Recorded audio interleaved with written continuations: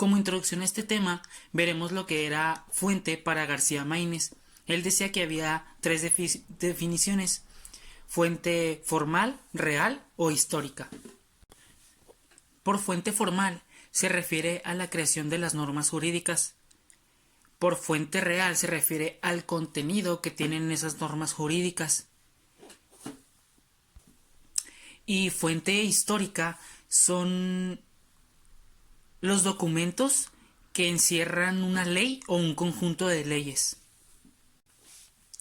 Existe otro filósofo llamado Joseph Aguilo Regla que nos dice que sobre las fuentes del derecho existen tres enfoques.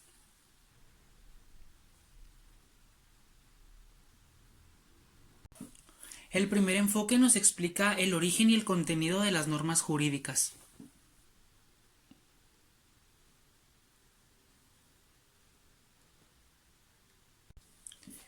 El segundo enfoque busca en el centro los valores o bienes que justifican las normas jurídicas.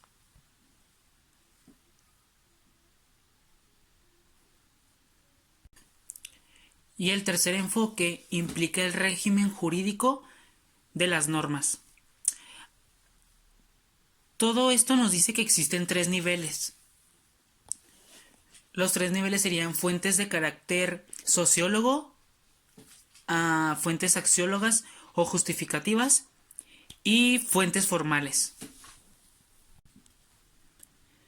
La doctrina de las fuentes está en problemas y se dice que es porque no se analizó a profundidad los modos de producción jurídica.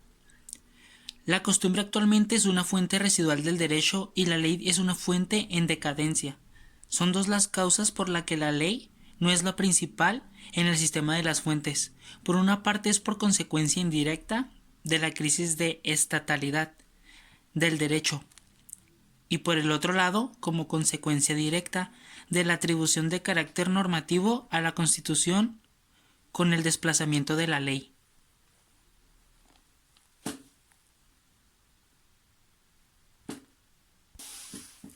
Existen diversas clasificaciones de las fuentes del derecho.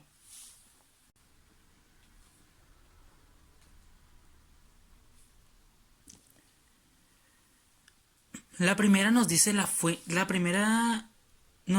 fuentes directas e indirectas. Las directas son las que contienen la norma jurídica y por tradición se reducen a dos, que sería la ley y la costumbre. Hoy en día, entre otras, se agrega la Constitución, los tratados, los procedentes judiciales, las fuentes, los principios generales del derecho, los contratos, etc. Las fuentes indirectas son las que nos ayudan a comprender las normas jurídicas de la mejor manera, ya sea los documentos o publicaciones, y nos ayudan a entenderlo de una mejor manera y que las podamos ejercer.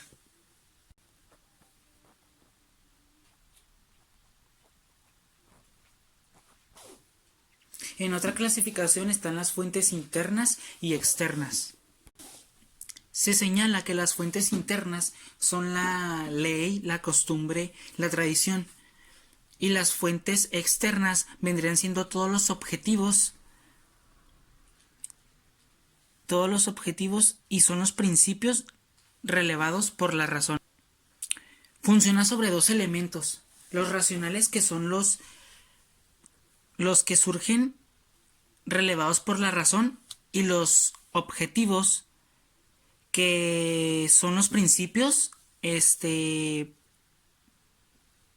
surgen de la naturaleza de las cosas, o sea, que ya han estado desde siempre.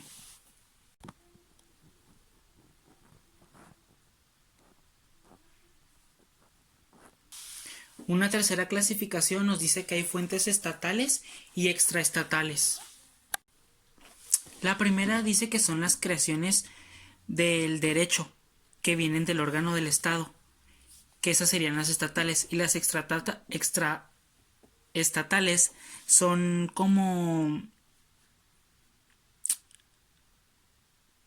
son de ámbito de carácter no estatal, como por ejemplo la sociedad, las costumbres que tiene la sociedad, los pueblos indígenas, las organizaciones políticas, empresariales, etcétera. Y existen más clasificaciones aparte de estas tres, que estas son de las más importantes.